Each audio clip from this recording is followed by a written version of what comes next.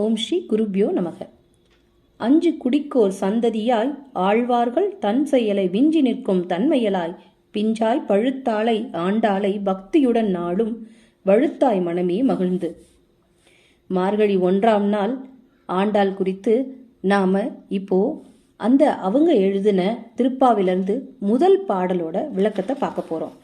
முதல் பாடல் சொல்லுது, மார்கழி திங்கள் மதி நிறைந்த நன்னாளால் நீராட போதுவீர் போதுமினோ நேரெழுகீர் சீர்வல்கும் ஆய்ப்பாடி செல்வச் சிறுமீர்கால் கூர்வேல் கொடுந்தொழிலன் நந்தகோபன் குமரன் ஏரார்ந்த கன்னி யசோதை இளஞ்சிங்கம் கார்மேனி செங்கன் கதிர்மதியம் போல்முகத்தான் நாராயணனே நமக்கே பறை தருவான் பாரோர் புகழ படிந்தேலோர் எம்பாவாய். பரம்பொருள் ஸ்ரீமன் நாராயணனே கண்ணனாக அவதரிச்சாரு. இவரு ராமனாக அவதாரம் செய்த சித்திர மாதத்தை ரிஷிகள் கொண்டாடி தள்ளினாங்க. கிருஷ்ணாவதார காலத்துல அதே ரிஷிகள் தான் கோபிகை பெண்களாக அவதரிச்சு மாதங்களில் நான் மார்கழியா இருக்கிறேன் என்று பகவான் கண்ணனால அருளப்பட்ட மார்கழி மாதத்தையே கிருஷ்ணானுபவம் பண்ணுகைக்கு ஏற்ற மாதமாக நோன்பு கூட நோற்றாங்க. ஆய்ப்பாடியின் சில கோபிகை பெண்கள் மற்றவங்களெல்லாம் அழைக்கிறாங்க. இந்த பாட்டோட விளக்கம் இங்கு ஆரம்பிக்குது. ஆய்ப்பாடியின் அழகு பெண்டிர்களே, இது கண்ணனுக்கு பிடித்தமான மாதம். இதன் விடியற்கால நேரத்துல நாம் எழுந்து நீராடி நோன்பு நோற்போம் வாங்க. ஆயர்பாடியின் கோபாலர்கள் குளிருக்கு அஞ்சி கூடாரத்திற்குள் அடைபட்டு கிடக்காங்க. நம்ம கண்ணனை காண்பதற்கு முதியோர்களும் ஊரார்களும் விதித்த தடைகள்லாம் முடிஞ்சு போச்சு. அவங்களே நம்ம அணுகி நம்மளை நோன்பு இருக்க சொல்லியிருக்காங்க. சில்லென்ற காற்று மேனியை தொட்டு சிங்காரமிட்டு அப்படியே போகுது. பால் போன்ற வெண்ணிலவு மேலை வானில் பட்டொலியை பாய்ச்சி அப்படியே தகதகன்னு மின்னுது. வானத்துல கொஞ்சம் கூட மேகம் இல்லை. மாபெரும் கண்ணாடியில வட்டப்பொட்டு வைத்த மாதிரி மார்கழியாகிய இந்த மாதத்திற்கு நிறைந்த மதியாகிய சந்திரன் ஒரு பொட்டு வச்ச மாதிரி பள்ளீர்னு ஒளி வீசிக்கிட்டு இருக்கான். இந்த இனிய எழில் பொங்கும் நில ஒளியில நாம் ஒருவரை ஒருவர் முகம் பார்த்து கொள்ளலாம். இந்த ரசனை கிருஷ்ணானுபவ இன்பத்தை இன்னும் அதிகமாக்கி காட்டும். ஆகவே பகவானின் சம்பந்தம் உள்ள நேரமும் காலமும் கூடினதான இந்த நேரத்துல பகவான் அவதாரம் செஞ்ச காரணத்தினாலேயே எங்கும் செல்வம் மண்டி கிடக்கும் ஆயர்பாடியின் செல்வத்தில் திளைத்து கொண்டிருக்கும் சிறுமியர்களே, நீங்க கண்ணன் எப்ப வருவான்னு சொல்ல முடியாதுன்னு சொல்லிட்டு அவன் எப்ப வந்தாலும் நாம அழகா இருக்கணும்னு சொல்லி நகையெல்லாம் அணிஞ்சுக்கிட்டே படுத்திருக்கீங்க. அப்படி நகையெல்லாம் அணிந்த சிறுமியர்களே, கண்ணனை குறித்து நோர்க்கும் இந்த நோன்பினில் கலந்து கொள்ள விருப்பம் உள்ளவர்களே நீங்க எல்லாம் வாங்க அப்படின்னு அழைக்கிறாங்க. ஆயர்பாடியில நந்தகோபாலின் இல்லத்துல அவனது திருக்குமரனாக அவதரித்துள்ள இந்த கிருஷ்ணன் அவன் ஆயன் கிடையாது, சிறுவனும் கிடையாது. அவன்தான் ஸ்ரீமன் நாராயணன். அவன்தான் பரம்பொருள் கூட. இவனை சிறு குழந்தை என்று நினைத்த நந்தகோபர் கம்சன் ஏதாவது ஏவுதல் பண்ணி கண்ணனுக்கு தீங்கு வந்துருமோ அப்படின்னு பயந்து கூர்மையாக தீட்டப்பட்ட வேலை ஒன்ன கையில ஏந்தி அவனை யாராவது தாக்க வந்தா அழித்து விடணும்னு நினைச்சுக்கிட்டு தயாரா காவல் காத்துக்கிட்டு நிக்கிறாரு. பசும் புல் பூண்டுகளை மிதித்தாலே அதுக்கு நோவு ஏற்படும் அப்படின்னு நினைக்கும் இரக்க சித்தம் கொண்டவர் தான் இந்த நந்தகோபன். ஆனா மகன் மீது கொண்ட பாசத்தினால அவனை காக்க வேணும்னு கூர்வேல் ஏந்தி நிற்பத அவனோட இரக்கத்தன்மையை விளக்கி போவதற்காக கொடுந்தொழிலன் அப்படிங்கிற சொல் கொண்டு விளக்கினாள் ஆண்டாள். மழை கொட்டும் மேகத்தின் நிறமொத்த மேனியையும் செந்நிறமான அழகிய திருக்கண்கள் ரெண்டில் ஒன்றுல சந்திரனை போன்ற குளிர்ச்சியையும் இன்னொன்றுல சூரியனை போன்ற பிரகாசத்தையும் கொண்டு அவதரித்த இளம் சிங்கமாகிய கண்ணனோட பேரழக பார்த்து பார்த்து யசோதையோட கண்கள் அப்படியே அழகா ஜொலிக்குது.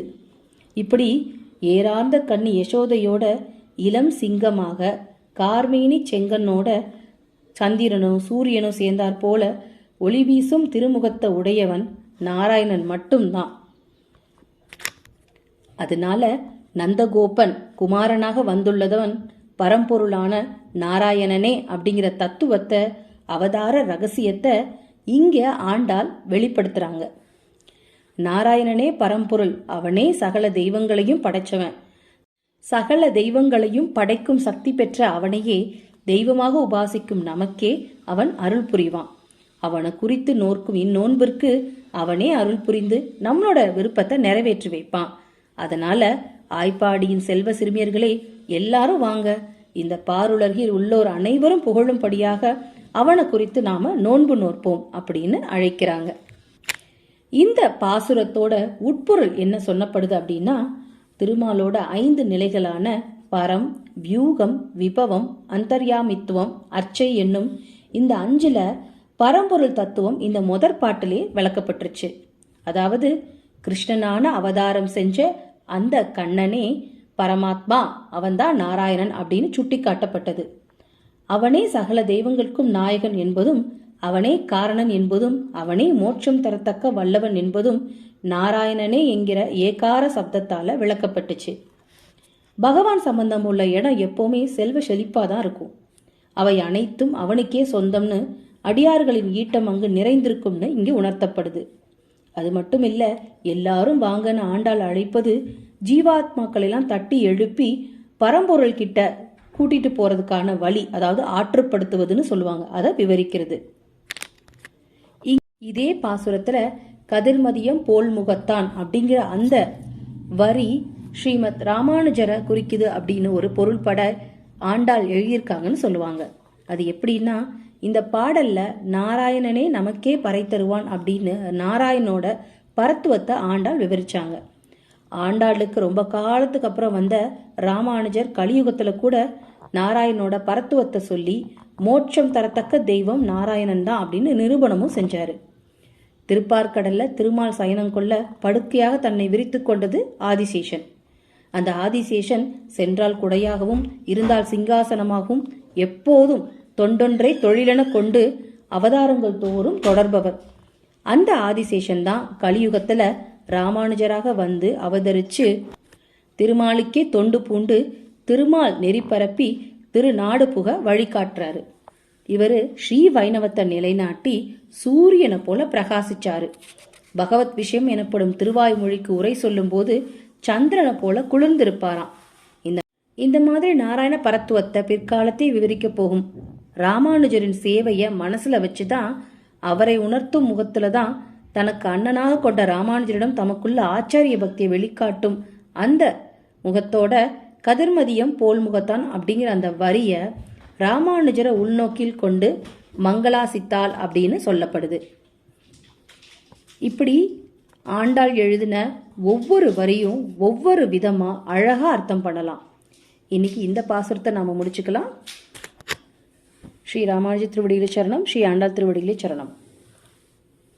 யாவர்க்குமாம் இறைவனுக்கு ஒரு பச்சிலை, யாவர்க்குமாம் பசுவுக்கு ஒரு வாயுரை, யாவர்க்குமாம் உண்ணும் போது ஒரு கைப்பிடி, யாவர்க்குமாம் இன்சொல் அதாமே. பத்ரம் புஷ்பம் பலம் தோயம் யோமே பக்தியா பிரயச்சதி, ததகம் பக்தியு பகுருதமஸ்னாமி பிரயதாத்மனக. ஓம் ஸ்ரீ சர்வம் கிருஷ்ணார்ப்பணமஸ்து.